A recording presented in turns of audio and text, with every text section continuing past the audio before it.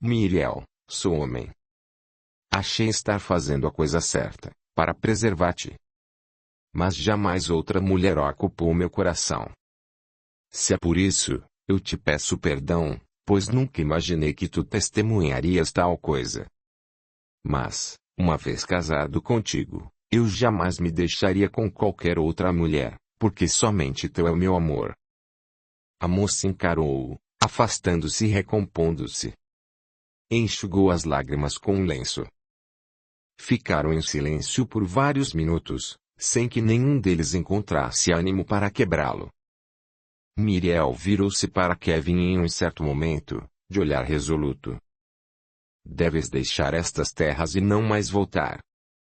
Escolherei o cavalo e tu negociarás com meu marido, findando este capítulo de nossas vidas. Pede ao teu irmão para terminar as negociações.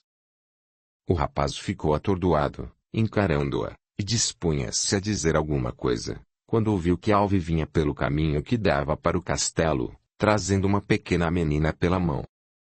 A Petis, ao ver a mãe, soltou-se da mão da serva e correu para ela, sorridente. Miriel a recebeu nos braços e a levou ao colo, tentando afastá-la de Kevin, que a olhava, curioso. Mas o rapaz se aproximou dela, virando-a para observar a criança. Seus olhos arregalaram-se desmesuradamente ao fitar os olhos cinzas da pequena, que sorriu prazerosa ao encará-lo. Virando-se para Miriel, um tanto pálido e grave, perguntou: Quantos anos tem essa menina? Audiolivro realizado pelo canal Surya Chand Audiobook. E, antes que a mãe respondesse, a pequena apontou para ele a mãozinha, deixando esticados os dedos que correspondiam à sua idade. Kevin encarou Miriel significativamente.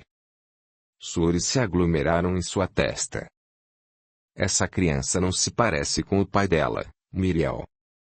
A moça afastou-se, trêmula. Pretendia correr ao castelo, mas viu que seu marido caminhava até eles, chegando ao lar. Aproximou-se novamente de Kevin, sussurrando: Imploro-te que, pelo bem de Bragnai, não faças nenhum comentário. Aguarde e conversaremos em outro momento. Orishi chegou e sorridente, cumprimentando a todos. Miriel disfarçava. Kevin dissimulava. Sem saber o que respondia, Miriel disse haver gostado de certo cavalo dentre todos. Mas esse me parece um exemplar selvagem. Estarei errado, meu caro Kevin? Perguntou o Lorde, afavelmente, observando o irrequieto animal. O senhor está certo, milord. Trouxe-o por causa de seu porte. É um exemplar raro e valioso, mas será necessário adestramento para que me lide o monte. Posso ensiná-la, caso queira. Será excelente que o animal seja treinado acompanhado pelo novo dono, disse olhando de maneira peculiar para Miriel, que respirou profundamente. Não. Escolho algum mais manso. Não é preciso, minha esposa. Terás um bom professor. Podes ficar com o cavalo que gostaste. Kevin tornou a lançar um olhar penetrante para Miriel, intimidando-a a aceitar. Sem muita alternativa, a moça aqueceu. Pois bem. Prefiro que seja na parte da manhã. Será que nosso amigo oficial teria este horário disponível? Perfeitamente. Para mim está bem. Podemos começar quando bem aprouver ao senhor, milord. Pode ser a partir da semana próxima, se não te importas, minha esposa, afirmou, olhando para Miriel. Não. Pedindo licença, Miriel retirou-se, caminhando para o castelo. Por que arranjos do destino seu marido confiava tanto em Kevin e simpatizava daquela maneira com aquele que havia sido escolhido de seu coração? Passando por Alve, a repreendeu em voz baixa por haver trazido Bragnai ao pátio. A serva explicou que a criança chorava inconsolável, pedindo pela mãe. Estava inquieta. Miriel osculou a face delicada da filha e continuou caminhando, sem olhar para trás. Sua cabeça estava em turbilhão. Não sabia o que fazer. Enquanto isso, Kevin apressou-se nas negociações e deixou a propriedade, alegando ter que retornar ao seu trabalho. Porém, retornou à vila com a cabeça fervilhante. Dirigiu-se à academia de Thompson e entrou trêmulo. Como havia outros alunos, pegou de um instrumento para distrair-se até que as aulas acabassem. O instrutor percebeu a inquietação do discípulo e o procurou tão logo dispensou seus alunos do período, levando-o a um gabinete para conversarem. O que houve, meu filho? Estás pálido e suarento. Sentando-se e dando vazão às lágrimas, o rapaz iniciou o relato de maneira direta. Meu pai, acabo de voltar da fortaleza do Zoari, onde passei algumas horas com Miriel. Thompson empalideceu. O que dizes? Digo a verdade. Pretendo não esconder absolutamente nada de ti, meu pai. Portanto peço-me ouvir até o fim. Fui chamado pelo Lorde, há alguns dias, para negociarmos cavalos. Fui indicado pelo futuro sogro de Kennedy. Pois bem, aceitei e trocamos pareceres. Acontece que o tal Lorde é um homem bom e honesto, possuidor de pendores raros para um homem de poder, pois tratou-me com deferências dignas de um Lorde. E, por alguma engrenagem sinistra do destino, simpatizou comigo de uma maneira peculiar. Chamou-me para cear na casa dele e eu aceitei, vendo Miriel de perto pela primeira vez nesses anos. Como podes supor, não deixei de amá-la. Jamais poderei deixar de amá-la. Hoje eu tinha o encargo de levar até lá alguns cavalos de porte para que ela escolhesse um, como presente de seu marido. Eu deveria ter deixado esse encargo com Kennedy, mas não fui capaz. Precisava vê-la, pois eu sabia que o Lorde não estaria presente por algumas horas, como ele mesmo me informou. Oh, meu Deus! Enlouqueceste. Não tardou que começássemos a discutir os problemas do passado, e ela acusou-me de a ter traído, justificando sua fuga. Ela presenciou, não sei por que trama diabólica, um encontro meu com uma de minhas amantes. Sim. Ela me viu afogando meus anseios em outros braços e não compreendeu que estes mesmos anseios eram por ela. Chorou, magoada, ali diante de meus olhos. Só então compreendi que ela fugiu por ciúmes. Ela ainda me ama, como eu também a ela. Oh, céus! Kevin. Mas ela pediu que eu fosse embora do Ulster e não mais tornasse a procurá-la. Oh, graças a Deus!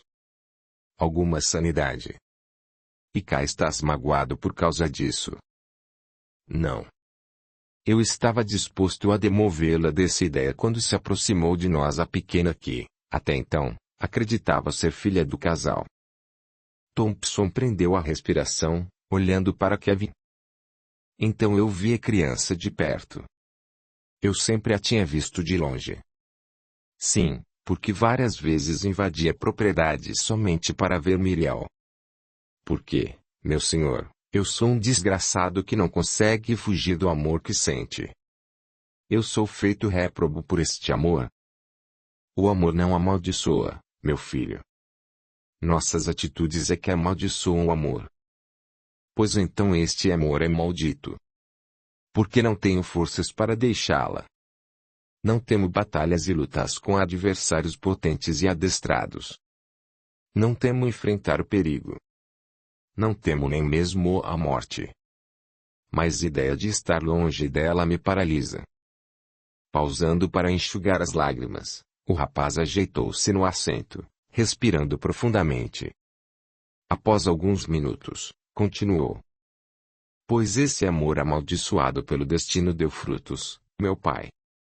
A menina que acabei de ver nos braços de Miriel, tem da mães lindos cabelos avermelhados, mas são meus todos os seus traços, os olhos, e até o sorriso. Ela não se parece com o suposto pai. Tem as características de minha hereditariedade. Também sua idade atesta que é minha filha. É minha filha. Minha filha. Oh, meu pai. Não vi nascer minha filha. Eu que tanto quis filhos com Miriel, tenho uma linda menina que carrega o meu sangue e o nome de outro homem. Que tipo de venda foi colocada aos olhos dessa infeliz que não percebe a semelhança da pequena Bragnai comigo? O pobre miserável está diante do homem que o desonrou no noivado prolongado e não se apercebe. E, acima de tudo, trata-me bem. De que me adianta, meu senhor, ansiar por ser bom e correto se o destino me situa em uma posição de abjeto e indigno? Como posso ir embora deixando para trás não mais um amor, mas dois? Essa menina é filha de meu amor. É fruto de minha carne e de meu sentimento. Não a quero deixar. Antes, quero tê-la comigo, sob a minha tutela, pois sou eu o seu verdadeiro pai. Quero, como quero também sua mãe. As duas constituirão, para mim, a minha razão de viver. Quero retê-las em meus braços protetores. Quero educá-la e vê-la crescer sob meus carinhos. Miriel não é mais apenas o alvo de meu amor.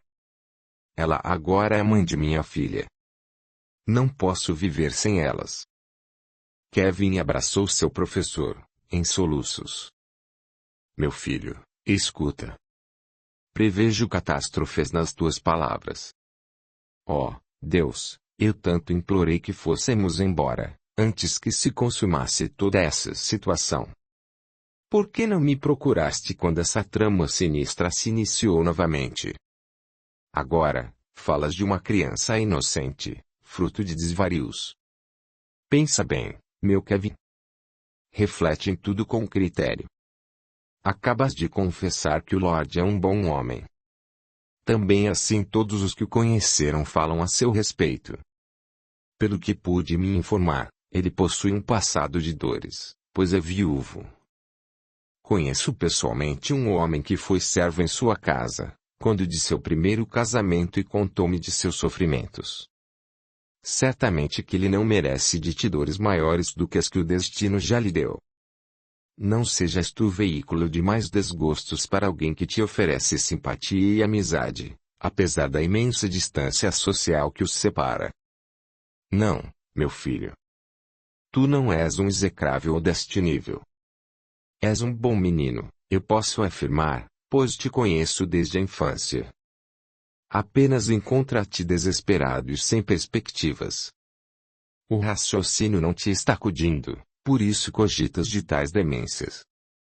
Pensai com cuidado, pois existe também tua filha, frágil e indefesa, que este gentil homem cria sabendo, certamente, não ser o pai, pois pelo que sei, seus dramas anteriores se iniciaram com a frustração de sua falecida esposa por não engravidar. E ao que me consta, Miriel também não teve outros filhos, sendo factível, então, que a incapacidade de gerar seja dele. Para com ele devias ter apenas sentimentos de uma gratidão sem precedentes. Ele te é um benfeitor, pois cuida dos dois maiores pendores que tens no mundo, com bondade e ternura. Protege teus maiores tesouros. Não podes cogitar de atraiçoá-lo ou desgraçá-lo, quando ele apenas te oferece o bem, mesmo sem saber. Mas, meu pai, e o que faço, então? Tenho uma filha. Sou pai. Quero estar com ela. E amo Miriel. Não posso crer seja Deus tão perverso que me queira vivendo apartado dos amores de meu coração. Que pai é esse que oferece a taça de fio a um filho? Reconheço que me transviei em alguns aspectos de minha vida, deixando-me levar pela busca de satisfações imediatas, mas tal castigo não está razoável. Que justiça é essa, meu pai? Será que Deus não vê que em meu íntimo existe o ideal de ser bom e reto? Não saberia ele, o onipotente, que minha intenção jamais foi ferir quem quer que fosse? Por que me castiga dessa maneira? Thompson respirou profundamente, buscando forças para argumentar com o discípulo. Meu Kevin, apresentei-te, quando de nossa conversa sobre o destino desse teu amor, a tese que fala das múltiplas existências. Por mais que eu busque raciocinar sobre a questão, sou obrigado a admitir que nenhuma outra teoria que conheço explica com melhor propriedade as razões do sofrimento humano. Ainda não consigo compreender todas as peculiaridades do assunto e faltam-me embasamentos e material de estudo para posicionar-me quanto a alguns detalhes do que me parece ser uma lei da vida. Mas, em súmula, a lógica parece não dar brechas a muita indecisão. Reflete comigo, filho. Talvez o sofrimento que tolhe não seja fruto de teus deslizes desta vida, mas de outros dos quais não te lembras, existentes em outras vidas que tiveste. O rapaz ergueu o corpo com o olhar evidenciando confusão. Para mim, meu senhor, esta tese parece um tanto fantástica. Tenho dificuldades em entrever a possibilidade de sua veracidade. Talvez porque não te deste ao trabalho de examiná-la com aplicação. Tu amas a cultura grega, como já sei. Tens especial afinidade com sua literatura e sua arte, não tens? Sim. Já estudaste alguma coisa sobre Sócrates e Platão? Sim. Apesar de não haver me aprofundado muito na filosofia, tenho encantamento pela arte. Ambos eram convictos quanto à realidade da multiplicidade de vidas. Kevin pensou um pouco. Havia lido alguma coisa a respeito, mas não se interessara o suficiente para estudar a questão. O instrutor, altamente inspirado, prosseguiu. Apenas cogites que o que chamas de castigo de Deus, pode ser somente consequências de experiências pregressas. Consideres que a vida tem te chamado com muita veemência para analisares a impossibilidade de viver teu sentimento e tuas aspirações nos dias atuais. Talvez tudo isso seja apenas uma oportunidade de considerares outros caminhos, para cogitares de verdadeira felicidade futura. Porque se as vidas se sucedem, meu filho, está claro que a alma não conhecerá, jamais, a morte. E, se a vida é invencível, poderemos nos dar ao luxo de idealizar o futuro com maior amplidão de espaço a ser considerado.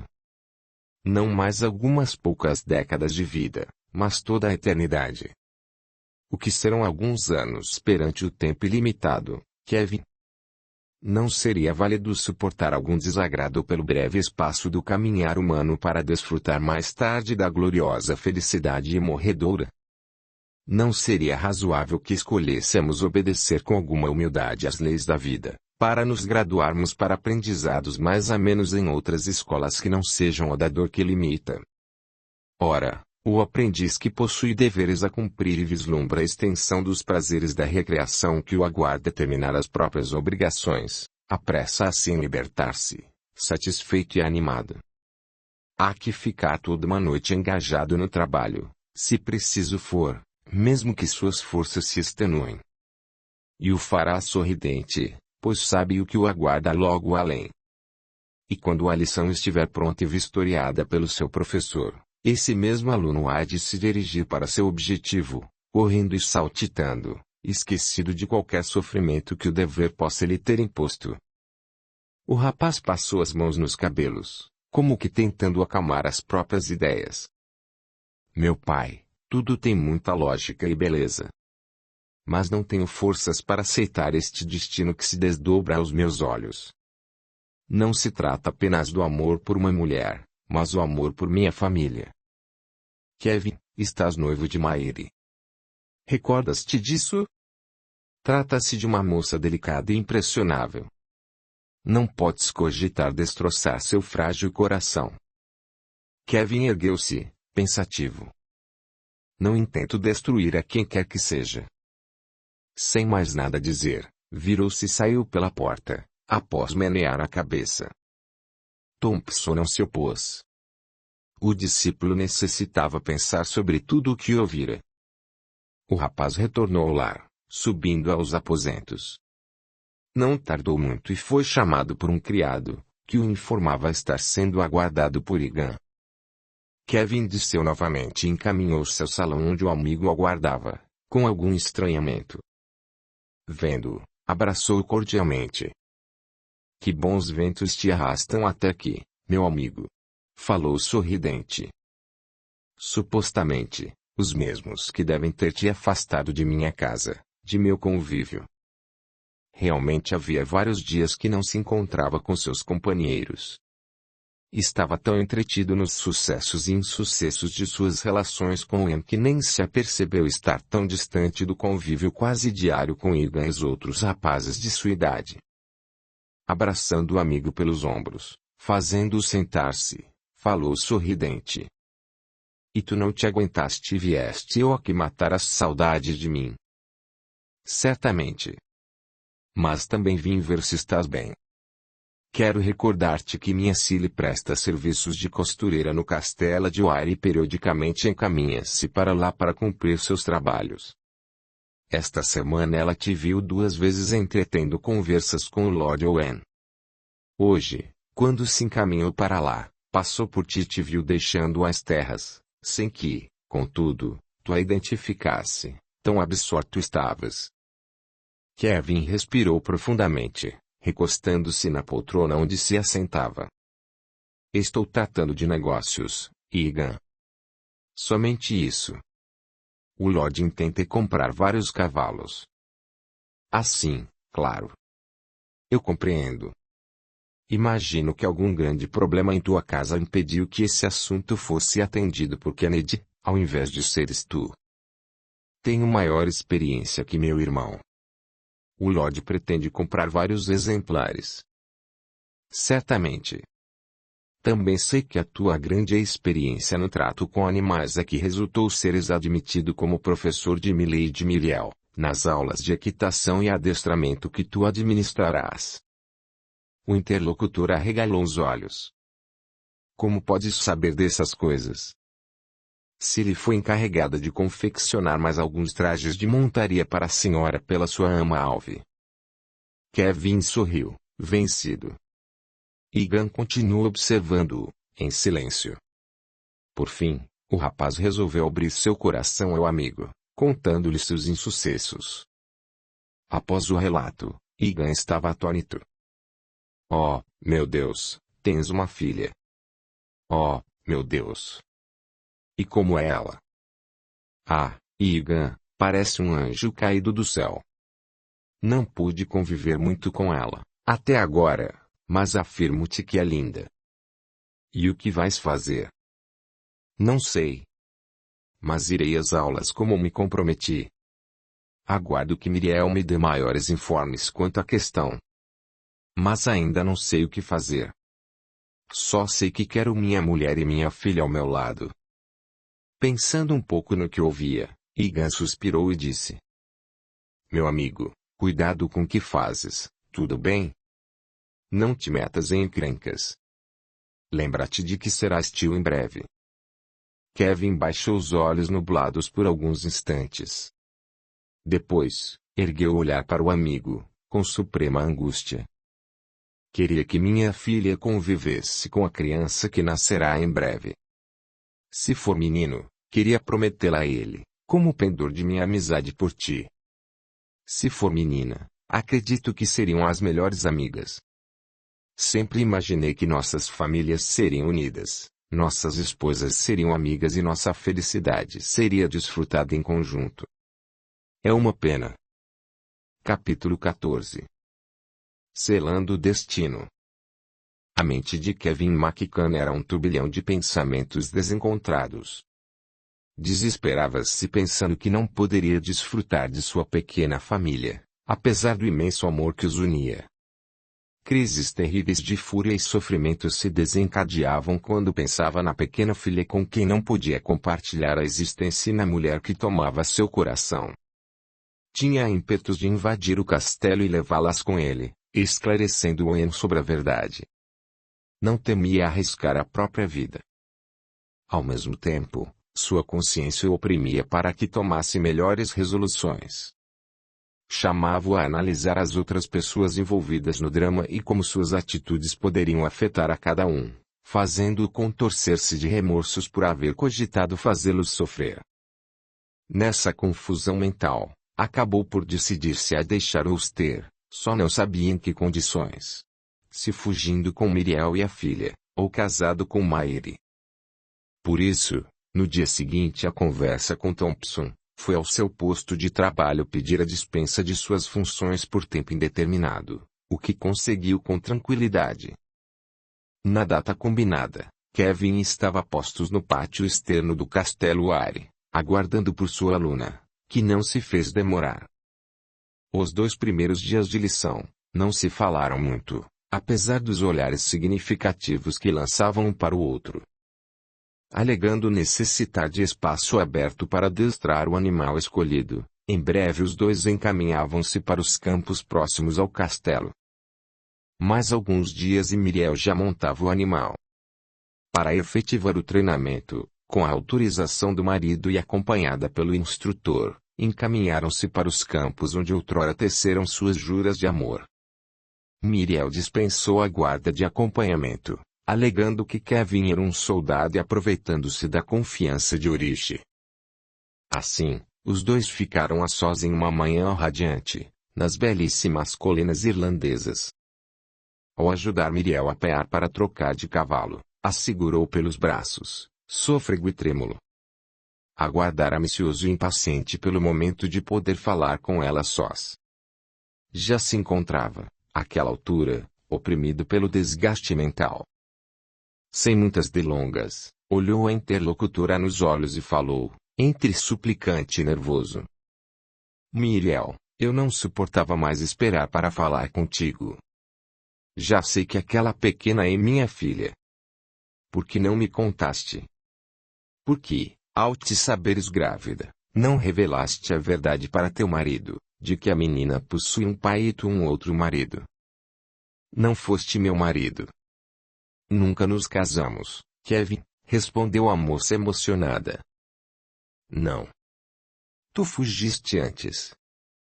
Sim. Porque não quero ser a esposa de um homem infiel, que ama todas as mulheres e não somente uma.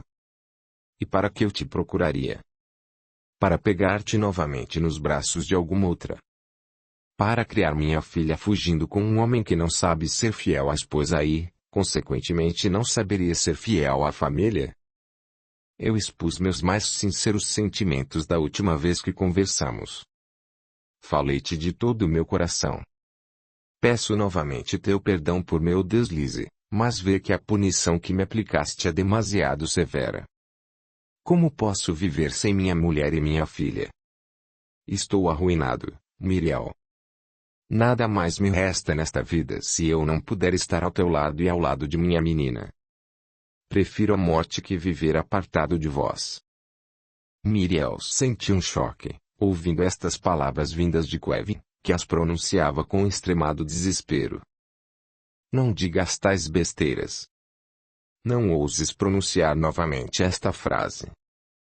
Soltando-se dele, Miriel caminhou um pouco, procurando pensar. Olhou o companheiro de desdita e sentiu imensa piedade por seu aspecto vencido e angustiado, enquanto ele olhava ao solo, como que paralisado. O fato é que, desde dias antes, sua consciência clamava que ela tomasse decisões acertadas.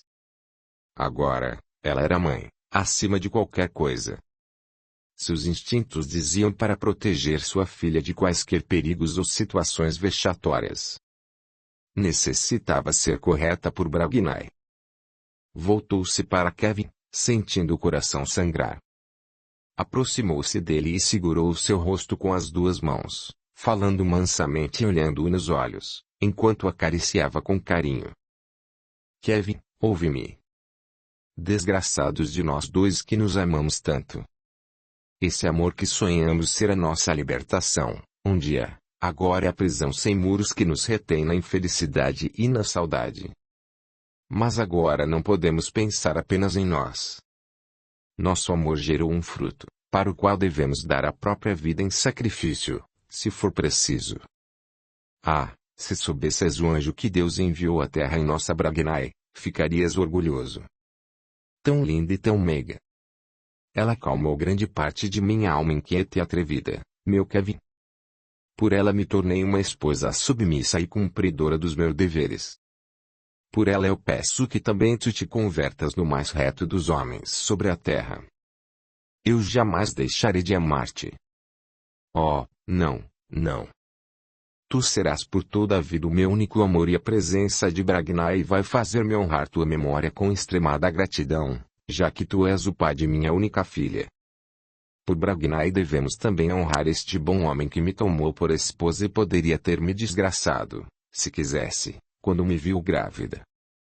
Ah, meu Kevin, ele sempre soube que não se tratava de um filho dele. No entanto, me protegeu e protegeu minha filha com sua bondade, com sua fortuna e com seu nome.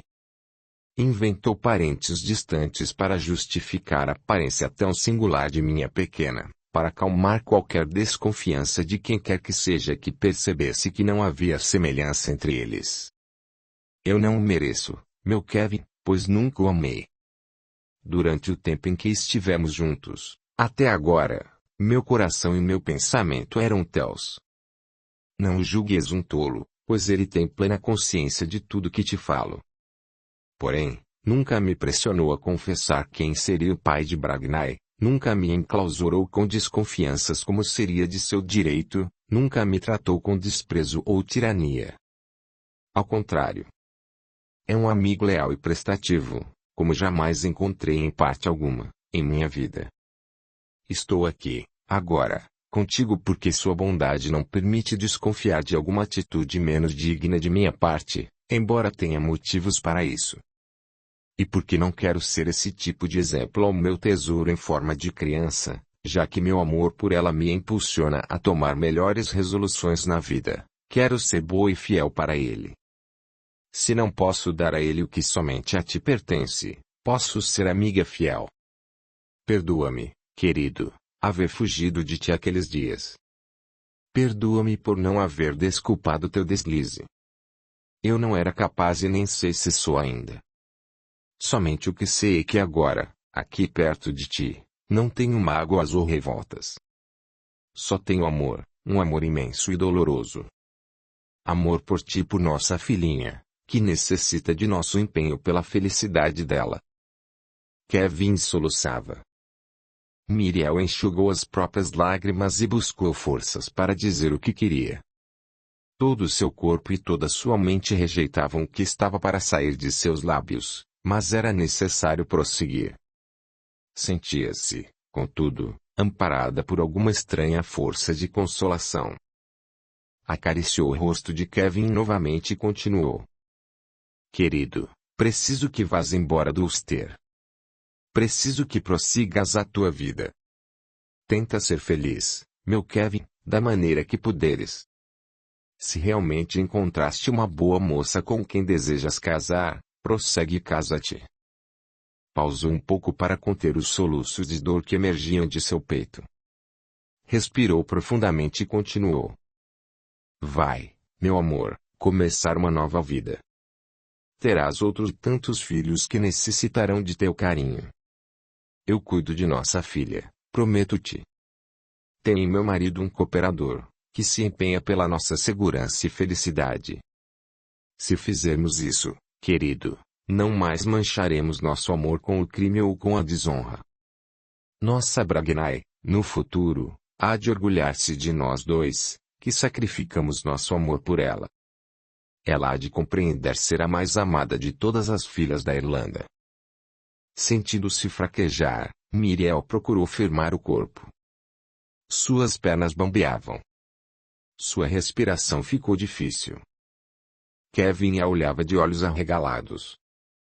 Não conseguia acreditar no que ouvia. Uma dor imensa tapava a sua garganta. Miriel cambaleou e ele a reteve, sustentando-lhe o corpo. Tentou abraçá-la, tomado de ânsia e angústia, mas ela escapou dele, caminhando para o cavalo em que viera, com a mão na fronte. Enquanto caminhava, um pouco cambaleante, disse com o resto de forças que tinha, sem voltar-se para trás. Preciso ir. Em nome de nossa filha e do amor que tenho por ti, eu te imploro. Deixa a Irlanda, meu Kevin. Não devemos nos ver nunca mais. O rapaz estava petrificado. Não conseguia mover-se, vendo-a indo embora. Mas, de súbito, reunindo forças em uma explosão quase colérica, avançou até ela e a virou para si, com brutalidade. Suas faces estavam congestas e suadas. Seus olhos eram um único rito de dor e loucura. Não. Não. Não posso, não me peças isso. Não me mandes embora e não me abandones. Não vou deixá-la. Tu és minha e temos uma filha. Somos uma família e ficaremos juntos. Miriel tentou desvencilhar-se, mas Kevin estava descontrolado. Imprimia tamanha força que ela sentia a dor onde sua mão poderosa segurava. Kevin, deixa-me ir. Deixa-me ir. Eu imploro. Puxando-a para si, ele a abraçou, trêmulo. Se me abandonares, Miriel, eu morrerei. Miriel sentiu os soluços abafando sua respiração.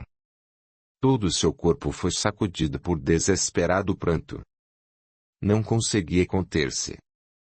Abraçou o homem que amava, segurando-se nas vestes dele com toda a sua força. Toda a sua resistência se foi. Já não lutava, não implorava, não se indignava. Apenas segurava-o, sofrida e vencida. Kevin a afastou um pouco de si, para olhá-la nos olhos. Hesitou por alguns instantes, pois sabia que sua atitude o desgraçaria como homem, como pai, como amigo. Estava amaldiçoando seu destino e sua vida. Mas não poderia conter-se. Não seria possível refrear-se. Sentia que o impulso que o tomava era maior que toda sua resistência moral. Trêmulo, vencido, sofrido, segurou em seus ombros e a beijou com desesperação. Seu coração batia em ritmo tão frenético que sentia delíquios de quando em quando. Parecia estar delirando. A pobre moça não resistiu. Entregou-se em seus braços, sem conseguir nada raciocinar, esquecida de todos os alvitres que a própria consciência lhe dera. E, assim, esmagados por sua própria falta de resistência, coagidos pelo desespero de causa que obnubilava-lhes o raciocínio, vencidos pelo desequilíbrio das emoções e pela falta de qualquer noção de autocontrole, tornaram-se, a partir dali, amantes. Mas, ao contrário do que supunham, não estavam sozinhos. Ali bem perto, sem que eles suspeitassem, um espírito acompanhava o insólito encontro, tomado de rir e de descontrole. À medida que o diálogo avançava, a pobre criatura, cujo perispírito estava seriamente deformado devido à própria viciação mental, de tal modo que já lhe eram escassos os traços característicos da humanidade, urrava e lançava imprecações, andando em círculos, ameaçando, sofrendo. Era a materialização da animalidade humana, da revolta, da hediondez. Sua voz soava como um grunhido, que o casal não ouvia, pois seus sentidos estavam absortos no próprio desequilíbrio íntimo. Porque, se ouvissem, de certo paralisar-se-iam de terror. Se o pudessem ver, certamente se estarreceriam de medo. E o infeliz filho da dor e da revolta gritava: desgraçados! Vão pagar por seus crimes. Não darei tréguas aos adúlteros infames. Não ficarão juntos, pois eu não permitirei. Eu os mato, miseráveis. Eu os trucidarei. Quando testemunhou o beijo da traição conjugal, avançou sobre eles, intentando feri-los, sem lograr conseguir. Arrebatado por sanha selvagem, gritava e jogava-se ao chão, agredindo a si mesmo em sua suprema alucinação. Depois, saiu em disparada, por não suportar ver os dois entregues aos carinhos, entre uivos e urros de loucura.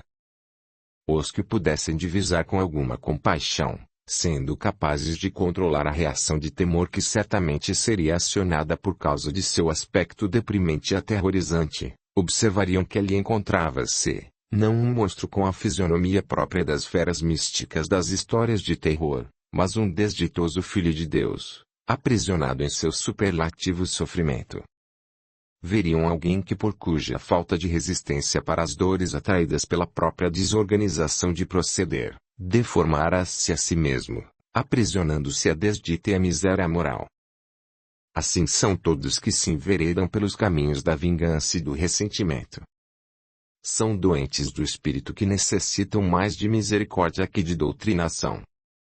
Estão condenados pela própria consciência, que pune sem comiseração ou trégua, embora nem sempre se apercebam disso.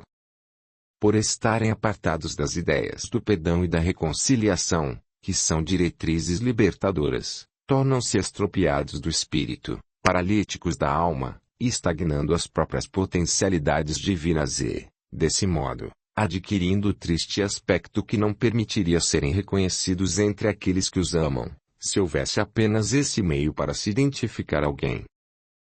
Muitas vezes deformam o corpo resplandecente e tomam formas não condizentes com a espécie humana, aterrorizando os desavisados que neles pousem a visão.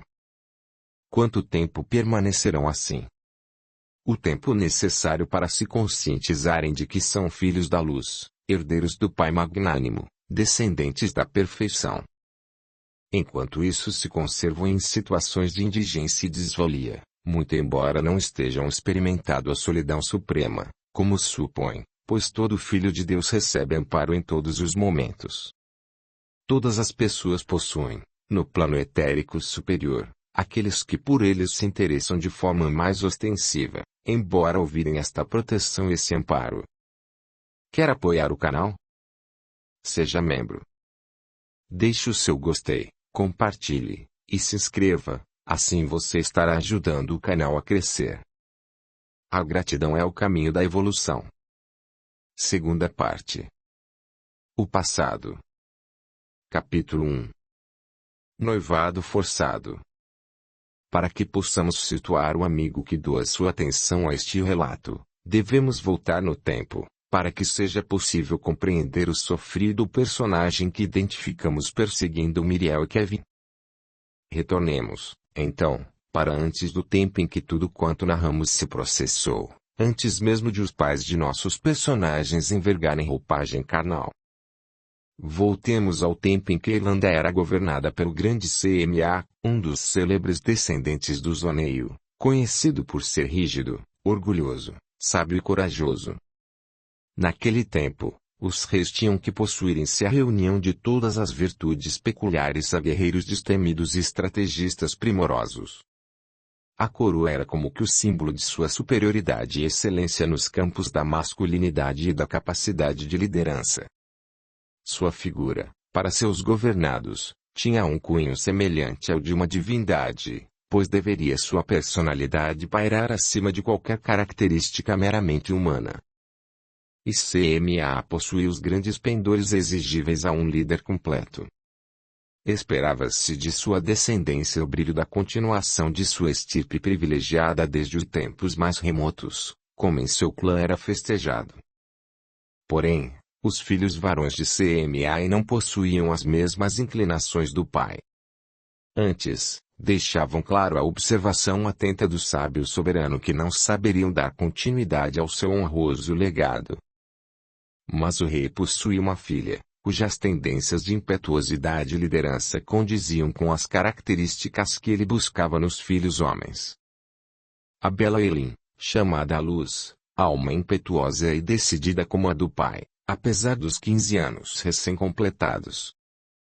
Sua aparência não denunciava a alma inquieta e destemida que habitava aquele corpo pequeno e delicado, de formas atraentes, de longos e encaracolados cabelos castanhos, olhos de um tom amendoado claro encantador, profundo, emoldurados por longos cílios, conferindo-lhe um olhar sedutor e irresistível. Seus lábios escarlates contrastavam com a pele clara de seu rosto alongado, onde poucas sardas brincavam abaixo dos olhos, dando uma certa infantilidade ao conjunto. Era belíssima. Dos irmãos, era a única que erguia a fronte a enfrentar o pai nas decisões que diziam respeito à sua vida. Dada a rebeldia e inconformação, não se negava a embates inflamados, tão impróprios a uma mulher da época. CMA, sempre que se colocava a conversar com a filha, ou mesmo em suas discussões, costumava dizer, provocando-a: "Tenho piedade do homem que te desposará." Não creio haverá na Irlanda um guerreiro que já enfrentou batalha mais perigosa que a de casar-se contigo e tentar dominar-te. Mas, apesar dos agastamentos, amavam-se ternamente. CMA considerava a alma de sua alma e lamentava profundamente que ela não houvesse nascido varão. Se tivesses nascido varão, serias certamente o mais temido guerreiro da Irlanda, minha Elin. Um rei, como teu pai. Ah, como errou o destino, de quando em vez murmurava, enquanto acariciava suas madeixas, tendo-a no regaço nos momentos em que a paz familiar conseguia vencer. Posso ser rainha, meu pai, a moça dizia de olhos brilhantes. Minha adorada, as mulheres só governam na Irlanda as mentes de seus pobres maridos, respondia o pai rindo-se de suas palavras. E porque enxergasse na filha alguma possibilidade melhor de sucessão para seu governo, pretendia casá-la com algum grande guerreiro, de maneira a esperar dela o seu substituto ao trono, em detrimento dos filhos. Pois naqueles tempos comandava o exército real um certo Sir MacDobret, que toda a Irlanda aclamava como herói nacional. O rei devia muito à sua espada, na conquista de territórios, na defesa da nação contra as invasões, garantindo-lhe a soberania quando quase todo o mundo civilizado ao seu redor sangrava e desarticulava-se em conflitos infinitos. E Finn amava Elin com arrebatamentos daqueles que não logram controlar os próprios impulsos. Desde que pousara os olhos na filha do rei, sonhava retê-la em seu poder. Por isso mesmo, na oportunidade em que ganhara uma batalha contra a rebelião estrangeira que pretendia derrubar o poder da Irlanda sobre os destinos dos outros povos, acercou-se do soberano e lhe pediu a filha como prêmio por sua dedicação e lealdade ao reino. CMA considerou a proposta como uma solução plausível aos seus intentos, já que Finn era o maior guerreiro que conhecia, aclamado e temido inclusive fora dos limites do reino. Tratou logo de firmar a aliança, conforme o costume da época, com sua autoridade de pai e rei. Quando achou conveniente, alguns dias depois dos entendimentos e antes de anunciar publicamente sua decisão, mandou que seus servos, em uma tarde, buscassem sua filha para que anunciasse a ela sua irrevogável sentença. Sendo devidamente anunciada, a moça entrou no gabinete de trabalho do pai, indo até ele para receber o costumeiro ósculo na fronte. Sem saber do que se trataria a conversa, ela sentou-se sorridente em uma cadeira bem à frente de sua mesa de trabalho, aguardando que lhe expusesse os motivos daquela palestra. Minha filha, minha Elin, chamo-te aqui para dizer-te que acabo de escolher para ti um noivo. Em breve estarás casada, disse sem qualquer delonga. Tomada pela surpresa, a moça sentiu um tremor íntimo, contido à custa de sua capacidade em disfarçar seus sentimentos. Ajeitou-se na cadeira de maneira elegante e dirigiu-se ao seu pai com a voz firme. Não me recordo, meu pai, de haver dito ao senhor que queria me casar. Acontece que está na época em que deves fazê-lo. É meu dever como pai atentar para estas coisas de tua vida. Elin corou de irritação. Encarava o pai procurando manter-se calma para discutir a questão. Então acredito que compreendi mal o que o senhor acaba de me dizer. O senhor deve ter encontrado algum candidato a ser meu noivo para me apresentar, de maneira que eu delibere sobre o compromisso. Não. Creio que me ouviste bem. Encontrei um noivo para ti. O compromisso está devidamente firmado. Em breve farei o anúncio oficial ao reino. Mas, meu pai, como podes escolher um noivo sem ao menos ouvir minha opinião? Tua opinião não é conveniente neste caso. Isto não se trata de uma escolha de trajes ou vestidos, Elin. É sobre o futuro da Irlanda e tu és demasiadamente jovem para opinar em assuntos desse jaez. Por isso, escolhi para ti um destemido guerreiro que me há de dar uma descendência brilhante de onde sairá o meu futuro sucessor. Elin ergueu-se, indignada. Não existo tão somente para dar-te sucessores. Erguendo-se também, com voz grave, aditou o monarca. Senta-te agora, Elin. É uma ordem. ou eu encerro esse assunto aqui sem ao menos dizer-te o nome de teu prometido. Contrafeita, a moça sentou-se novamente, encarando-o.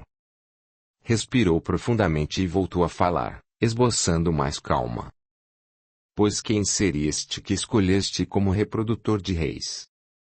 CMA engoliu a ironia, mas não reagiu. Sentou-se mais confortavelmente na cadeira e respondeu. Finn MacDobret, o comandante supremo de meus exércitos, o herói da Irlanda. Erguendo-se novamente, vermelha de ira, Elin avançou sobre a mesa do pai, apoiando as duas palmas das mãos nela. Nunca me casarei com esse animal. Não aceito o candidato que me ofereces. Sem sair da posição em que estava e sem alterar a voz, o pai respondeu. Não estou pedindo tua opinião. Estou comunicando apenas a minha decisão. E devias sentir-te honrada, pois trata-se de alguém a quem nosso reino deve muito pela coragem e lealdade. Já desfazendo-se no pranto de sua indignação e revolta, a pequena não mais controlava o tom de voz. Estás me dando como um prêmio ao teu guerreiro? Tratas-me como se eu fosse algum objeto do teu legado. Sou tua filha. Não sou um de teus cavalos ou um dos teus artefatos. Sou tua filha. Tua filha. CMA ergueu-se com os olhos com gestos. Não admitia ser contestado e desafiado daquela maneira.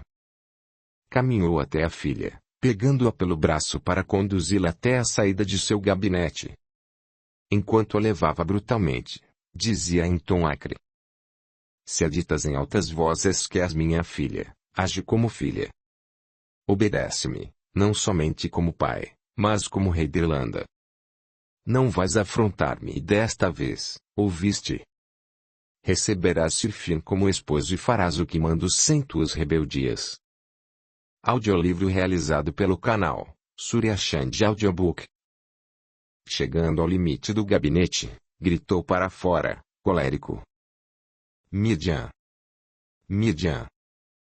A ama de Elaine entrou, esfregando as duas mãos nervosamente, com a face voltada para o chão. Majestade! Leve esta menina atrevida aos aposentos particulares. Mantém-na lá, Midian, e garante a alimentação e higiene de maneira adequada. Amanhã haverá uma festividade em nossos domínios, onde festejaremos a última grande conquista de nossos guerreiros, onde anunciarei o noivado ao reino, por isso quero-a limpa e bem composta para a festividade da tarde. Vai, Midian! Falava colérico, jogando a filha nos braços da serva. Dirigiu-se novamente a Elin, segurando-a pelo rosto. Ouve bem, milady. Estarás tão graciosa, gentil e amável amanhã que terei dúvidas se és mesmo a minha filha. É uma ordem. Amanhã receberás o noivo que teu bom pai escolheu para ti. Um homem valente e digno de ser um genro de soberano. Um benfeitor de teu país. CMA virou as costas e retornou ao gabinete, sem dar ensejo a qualquer resposta da filha. Elin soltou-se dos braços da boa ama, irritada. Estava tremolibamba. Respirou fundo e caminhou até os aposentos particulares pisando duro. Entrou, seguida por Midian que observava de olhar compungido. A moça jogou-se no leito, em pranto convulsivo, sendo consolada pela boa ama, que a puxou para o regaço.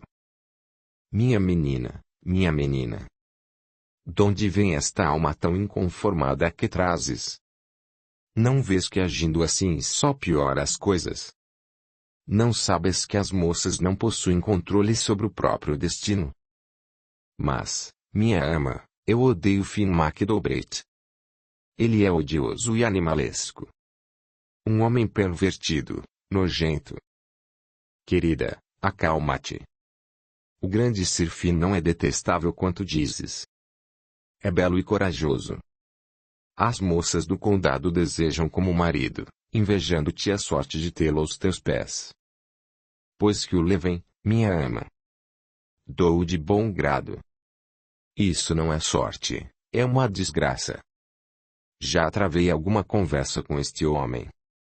É um animal, grotesco e rude, eu te garanto.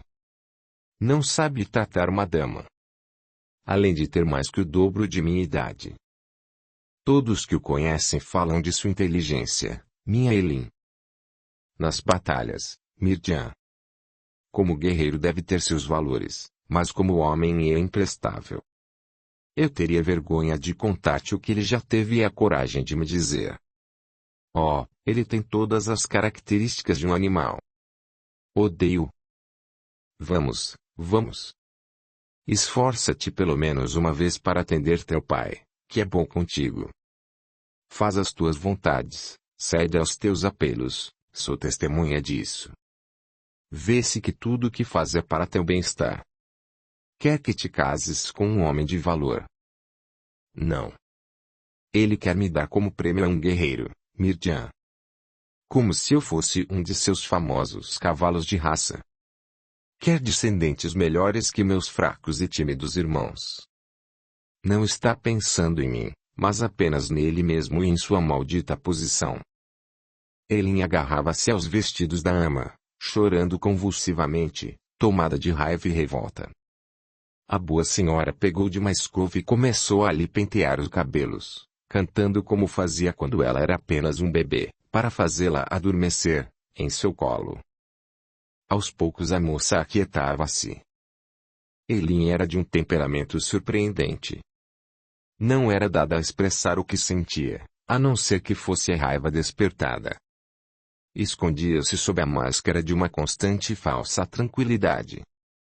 Possuidora de uma vontade vigorosa, não se rendia aos insucessos, deliberando não dar o gosto de vitória aos que a aborreciam fazendo-se abatida e prostrada.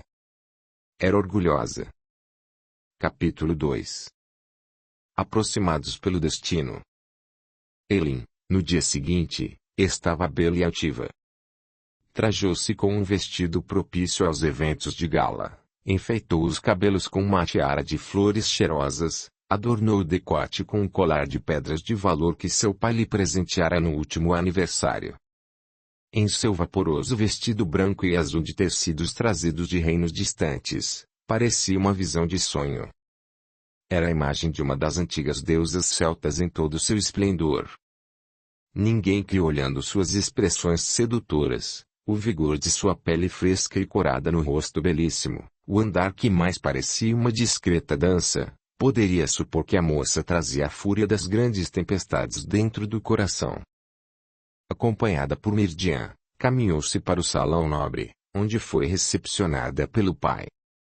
Vendo a filha tão linda e jovial, CMA ergueu-se satisfeito e caminhou para beijar-lhe a fronte, enternecidamente. Estás tão bela como as manhãs primaveris de Tara, minha filha. Fico satisfeito, sussurrou-lhe aos ouvidos. Elin curvou-se reverenciando-o, respeitosa, respondendo muito baixo. Nada é mais importante que agradar ao meu rei. Anotando a ironia e respirando fundo, CMA passou o braço em seu ombro, tentando ser conciliatório. Não desejo brigar contigo, minha filha. Não te agastes com teu pai que te ama. Comporta-te e sairás de teu castigo. Qual dos castigos? Casar-me com um animal ou estar trancafiada como prisioneira em meu aposento particular? O rei sorriu. Vê como te fazes de difícil. Façamos um pequeno trato, está bem? Tu te comportas como uma dama e não necessitarás ficar presa aos protocolos mais rígidos. Poderás entreter-te no evento mais livremente. Dar-te a dançar com os rapazes, conversar com tuas amigas, participar dos jogos. Não a incomodarei. Amanhã estarás livre para as excursões a cavalo que amas. Irás com Myrddin apenas. Os olhos de Elin se iluminaram. Mas, demonstrando recordar alguma coisa desagradável, falou melíflua, tornando ao pai um olhar significativo e suplicante. Como ficarei à vontade, meu pai, se este animal que me dás como noivo não há de deixar-me um só minuto de paz? Eu cuido de teu noivo. Não darei a ele a chance de trocar mais que poucos minutos de entendimento contigo. Acumulá-lo-ei de honras e protocolos. Sou rei e assim posso proceder, minha filha. Mas terás que dar-me tua palavra de que serás a mais gentil dama da Irlanda. Terás que recebê-lo com um sorriso gentil, aquecendo com o noivado. Temos um trato. O rei sorria. Sabia das inclinações da filha. Elin sorriu de volta, beijando a face do pai. Faço como pedes. Serei hoje a mais terna das damas irlandesas. Porém, não significa que aceito verdadeiramente este noivo que me empurra as goela abaixo. Hoje apenas, meu pai, se me livrares de sua companhia desagradável. Aceitando ou não, sabes que nada mudará. Mas deixemos de discussões. Aproveitemos os festejos. Elin meneou a cabeça afirmativamente e encaminharam-se ao lugar de honra, evidenciando satisfação. O noivado foi anunciado e erguido um brinde ao acontecimento. Não demorou muito, o monarca buscou a atenção daquele que seria, em breve, seu genro, para as honrarias e para os torneios, deixando, como combinado, a filha livre para os divertimentos. Elin reuniu-se com as amigas e entregou os seus divertimentos da época, evitando o noivo a todo custo. Naquela época, as festas da realeza eram eventos com variadas atrações. Havia sempre as disputas entre cavaleiros ou guerreiros, sejam na espada ou no arco e flecha, na luta ou na disputa de perícia e mira. Havia os números teatrais, as recitações de poesias épicas e os números musicais acompanhados ou não de danças, quase tudo em homenagem ao monarca ou aos heróis. Naquela noite, como não podia deixar de ser, haveriam todos estes elementos de entretenimento. No momento em que eram interpretadas algumas peças musicais, eis que alguns soldados entraram em alvoroço, indicando um colega para interpretar algum número para o deleite do monarca e seus convivas. Tratava-se de um oficial de alta patente, amigo de Finn, que era reconhecido como um grande talento entre seus colegas, mas que se dedicava à música de maneira restrita, não se apresentando em público. De certa distância, Elin observava o alvoroço dos soldados e do próprio noivo tentando induzir alguém ao lugar de honra, para que interpretasse nos instrumentos alguma canção. Não conseguia divisar quem seria, pois os colegas de armas o cercavam. Em certo momento, a pedido de Finn, o próprio rei solicitou ao artista que o agradasse com aquilo que os outros apontavam como um grande talento. Foi assim que subiu ao lugar de honra, empunhando uma viele, um jovem oficial da cavalaria dos exércitos reais, chamando a atenção de todos no salão. O nome do rapaz era Nian. Finn estava visivelmente satisfeito e cumprimentou o colega com um caloroso abraço. Elin não conseguiu despregar os olhos do rapaz. Alguma coisa magnética detinha. Forçava a mente para tentar compreender onde já o tinha visto, mas em vão. Não tinha qualquer proximidade com os militares de seu pai e mesmo Finn, só o conheceu por inconveniência dele mesmo. Sua vida de princesa era demasiadamente afastada das questões políticas ou de armas e tampouco ela se interessava nesses assuntos de estado para conhecer quem quer que fosse. Embora apreciasse as armas e os cavalos, não tinha interesse em junções a nível de reino. Elin olhou intrigada. Apesar de alto e forte pelo adestramento militar, tinha as feições delicadas e majestosas como os veros descendentes da nobreza. Trazia os cabelos lisos e acastanhados cortados curtos e olhos da mesma tonalidade e emoldurados por grandes cílios, portadores de um brilho que ela achava muito familiar. Observou-o iniciar uma velha melodia irlandesa e cantar com sua tonalidade de voz que se diferenciava de tudo quanto havia ouvido. Sua voz era doce e meiga e possuía um timbre que suscitava nela algum sentimento de tranquilidade interior ao qual ela não estava acostumada. Quando ele terminou a melodia, a moça parecia hipnotizada. Olhava-o fixamente, como que petrificada. Talvez pelo magnetismo de seu olhar, enquanto recebia aplausos e cumprimentos, Nean olhou em sua direção, fixando nela também os olhos. Por alguns segundos permaneceram fixos um no outro até que, desconcertada, a moça abaixou a visão e saiu do grande salão. Após os festejos, a princesa recolheu-se em seus aposentos tomada de angústia. Passadas as alegrias transitórias, estava ela novamente de frente com o fato de que estava noiva de um homem que detestava com todas as forças. Dentre suas inquietações, não conseguia deixar de pensar no soldado artista que se apresentara em homenagem ao rei, por insistência dos colegas. O timbre de sua voz ainda ressoava em seu íntimo, bem como seu olhar ainda a intrigava e desconcertava. De onde o conhecia? Ele a muito custo conseguiu conciliar o sono. Mas ainda assim, ergueu-se do leito bem cedo para cavalgar, como era de seu costume. Sua rotina seguia normalmente até a tarde, até que seu pai a chamou no gabinete particular. Apresentando-se a ele conforme era de costume, a moça sentou-se na mesma poltrona onde havia recebido a infeliz notícia de seu noivado e aguardou seu pai e seu rei se pronunciar. Elin, chamei-te para te informar que, a partir da próxima semana, tu deves incluir em tua rotina algumas aulas de outras línguas e de arte. A jovem filha da realeza respirou profundamente, desanimada. Mais aulas? Mas meu pai, que outro idioma preciso aprender? Que tipo de cultura ainda não me foi ministrada? Não reclames, Elin. Para que nasçam filhos valorosos precisas obter bastante cabedal de conhecimento. Tua mãe era linda e gentil, mas era analfabeta e alheia aos conhecimentos mais avançados, como é natural a uma mulher. Conclusão. Teus irmãos nasceram incompetentes e fracos. Oh, estou grato a Deus por ter bastante saúde para guardar melhores substitutos ao trono. Tu nasceste com meu espírito. Sendo assim, estou convicto de que te fortalecendo a inteligência, estarei garantindo uma descendência valorosa para substituir-me ao trono. O semblante de Elin ficou visivelmente contrariado. Mas ela silenciou, aguardando o pai terminar. Pois bem, ontem me foi dado a conhecer um jovem oficial cujo talento e dotes intelectuais me surpreenderam. Convoquei-o para inspirar-te a vocação musical e para administrar outras línguas. Seu nome é Nean e ele é um estimado amigo de teu noivo, além de membro de família nobre e servidora do trono. A moça teve um choque.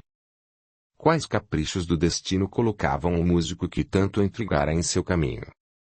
Seu pai aguardava seu pronunciamento, então ela disse, tentando imprimir algum desdém à voz. Pois bem, meu pai. Como disseste que estou apenas sendo informada, creio que não me resta margem para qualquer oposição. O rei sorriu, satisfeito. Poucas vezes tivera com a filha um entendimento sem refregas e muitas reclamações. Capítulo 3. A fuga. Passaram-se os dias com imensa expectativa da pequena Elin, enquanto aguardava rever o intrigante militar que seria, a partir de então, seu professor.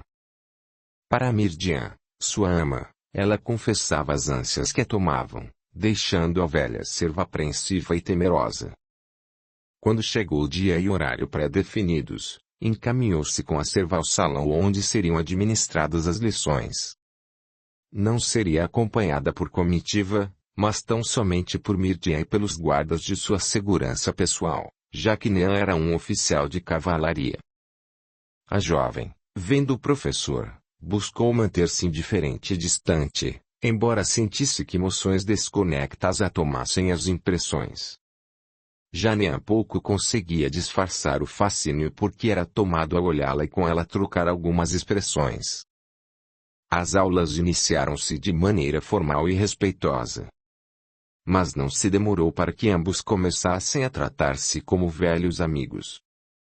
A afinidade entre eles era visível, muito embora a diferença de idade, pois Nean era um oficial de aproximados 30 anos de idade. Com o tempo, Elin descobriu que Nean possuía 2 irmãos e uma irmã, além dos pais, que eram membros da então nobreza da época. Somente ele sentia afinidade com o serviço das armas, já que a família era formada por intelectuais ou conselheiros dos reis. Ele era amigo de Finn, embora o contraste entre a cultura de ambos.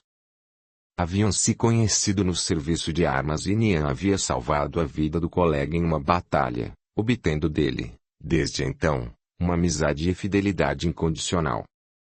Mas o ciclo de amizades de Nian, no dia a dia, era diverso daquele em que trabalhava. Crescera entre músicos e intelectuais, estudara em instituições respeitáveis e tivera renomados mestres em várias regiões do mundo civilizado. O noivo de Elin contrastava-se com seus demais companheiros de dia a dia. Em breve, professor e aluno eram íntimos e trocavam confidências e segredos. Não demorou muito para que este estado de coisas evoluísse para um namoro temerário e irresponsável. As aulas, então, eram intercaladas com versos de juras de amor, carícias e beijos roubados nos momentos de distração dos guardas e da ama de Eileen. Proibido, o relacionamento era permeado por ciúmes e angústias acerbas, além de atitudes levianas e perigosas. O casal encontrava-se em lugares escondidos para trocarem rápidos refrigérios ao seu sofrido sentimento. Algumas vezes, Nian dava-se à loucura de invadir os aposentos de Eileen na calada da noite, para exigir dela juras de amor e fidelidade, entre nervosismos e inseguranças, após vê-la com o noivo em algum evento social. O casamento estava acordado para depois de algumas viagens que o noivo empreendera na defesa da nação. Não tardaria mais que 6 meses para ocorrer.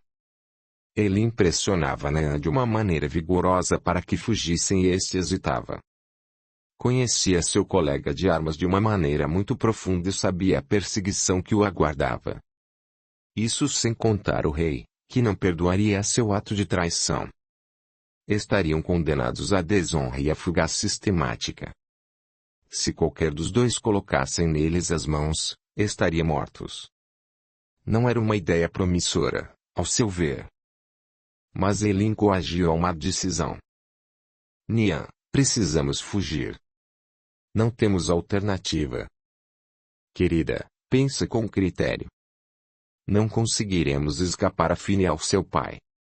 Estamos nos condenando à morte. Estás com medo, seu covarde? Perguntava irritada e desafiando-o. Não sou covarde. Não digas isso. Apenas analiso friamente a situação e me parece demasiadamente temerária uma fuga. Preferes me ver entregue a esse animal? Não te incomodas eu me tornar mulher dele? Enlaçando-a, irritado, o rapaz respondia. Por que me fazes estas torturas? Sabes que não suporto esta ideia. Não pertencerás a outro. Pois se não fugirmos, eu serei de Finn. Ele terá sobre mim o poder do marido.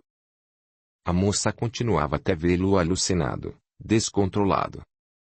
Muitas vezes fugia dele, indignada por sua hesitação, e evitava-o durante vários dias, postando-se fria e indiferente durante as aulas. Quando se sabia observada, tratava o noivo com deferências gentis e carinhosas, para lhe espicaçar de ciúmes. Insinuava-se para depois recolher-se, deixando-o atordoado e confuso. Enfim, usou de todos os seus artifícios de mulher para conseguir dele a reação que queria. E ele, por ser fraco, pouco afeito ao autocontrole ou à ponderação, deixou-se emaranhar na teia de seu próprio desequilíbrio, e aderiu, vencido, à ideia da fuga. Ah, a mulher! Que mistério paira sobre o espírito que enverga, em suas tendências psíquicas, a sobreposição da ânima sobre a pulsão masculina. Ah, mulher, buscai o Evangelho de Jesus para te definires para teus propósitos sublimes, pois sem ele sois enigma e contradição.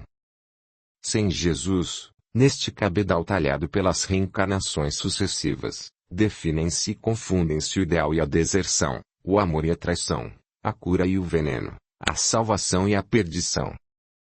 Mas a mulher que conheceu o Evangelho é a força poderosa que erguerá a dignidade o mundo inteiro. Uma vez consagrando ao Senhor seus potenciais imensos, será ela o emblema da educação e da paz, da concórdia e da harmonia. Tanto é assim que hoje, no mundo, são erguidas em posições dantes somente destinadas aos homens, de maneira que imprimam nessas responsabilidades a marca indelével da honradez e da sensibilidade.